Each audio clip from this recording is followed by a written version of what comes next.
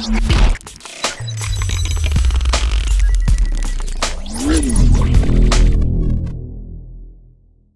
guys, how it going? This is Yara Spark. We're back here in Elite Dangerous on another shipbuilding guide. Today I am here in the Krait Phantom. Probably one of my favorite wing ships to use, and also a good 1v1 ship also. As it is described, this is the sister ship to the Krait Mark II, one of the best ships I think in the game, and probably one of my favorite ships also.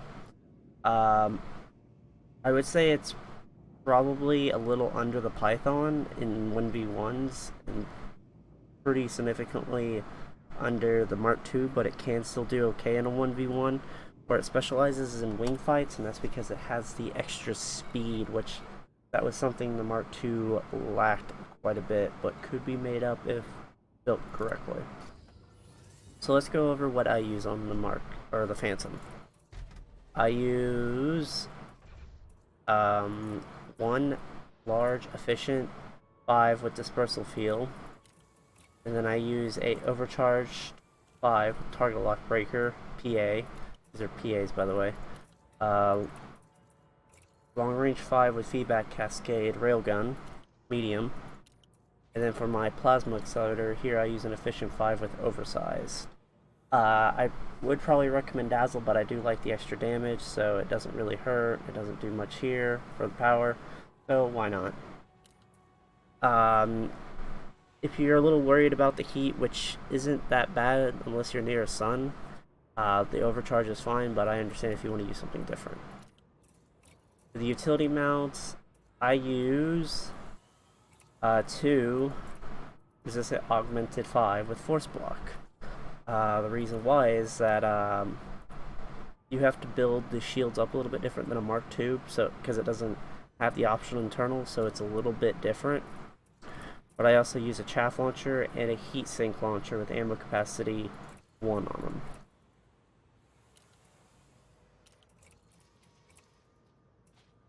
So, yeah, the reason why I run a heat sink is for when I double bank. Very important in this ship, and also keeps the shields up on the ship significantly.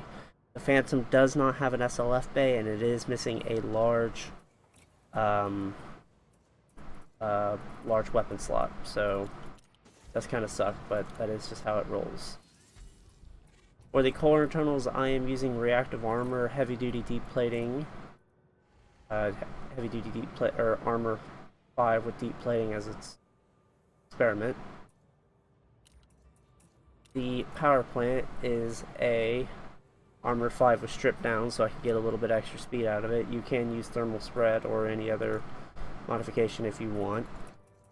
The 6A thrusters are dirty drive 5 with drag drives. Very lovely. It keeps this ship very speedy, as you guys can tell.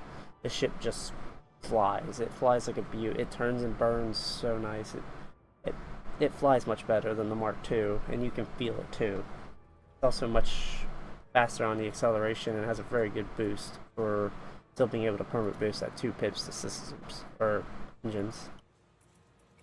5A frame shift drive, I have increased range 5 with strip down. Basically, I just want to be able to get far in the ship since it's a wing ship, and all the such. Strip down to help with the weight. Keep the weight down so it can go further, plus go faster. I have 4D life support with grade 4 lightweight.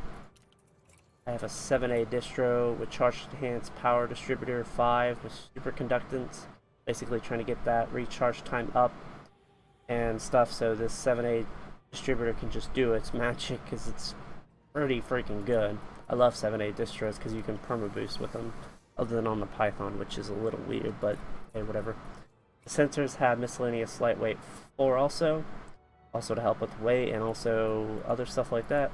And you can run any size fuel tank you want. I use 32, but that's just because I need to be able to get around places. As far as the optional internals, as I said in my previous Krait build, you will need the Guardian Shield reinforcement packages, so do have those ready, guys. I run a 6A, a 5A shield cell bank with rapid charge cells 4 banks with recycling. You can only get the 4 out in Colonia, but you can get 3 here at Shinrada Desra in the bubble.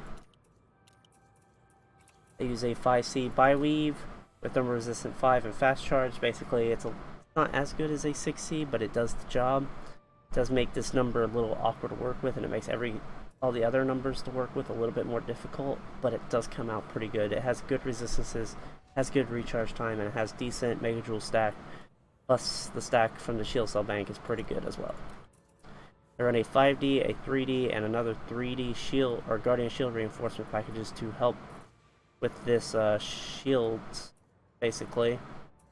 And then I run a 3D and a 2D that have heavy duty reinforcement with deep plating. And then I have a 1D thermal resistant Hall 5 reinforcement with deep plating to counteract the reactive armor that I have on the ship. But my personal opinion on the Phantom is that it's a great wing ship. It makes fighting FDLs and also forces fighting them in a wing fight to be a little nicer. The ship is a little bit on the big side, but it's fast, it's maneuverable, and it's faster than the FDL, at least a standard FDL, maybe not a lightweight one. The lightweight one might be able to keep up. The Mamba can keep up with it, and of course another Phantom probably. Some things you could do is lightweight the reactive armor, but you're pushing your hull to an extreme. It's already kind of low, but it's still pretty decent, but that is just me. I still use this ship as a hybrid, even in wing fights. It seems to favor that. I have still yet to like prismatics personally, but that is just me. But yeah, please tell me down below if you guys use this in a wing fight, how you use it in a wing fight, what weapons you use, and so forth. And also give me back any feedback of what you think of my build and any tweaks you think that might be able to be done. And until then guys, I'll catch you on the next one. See ya.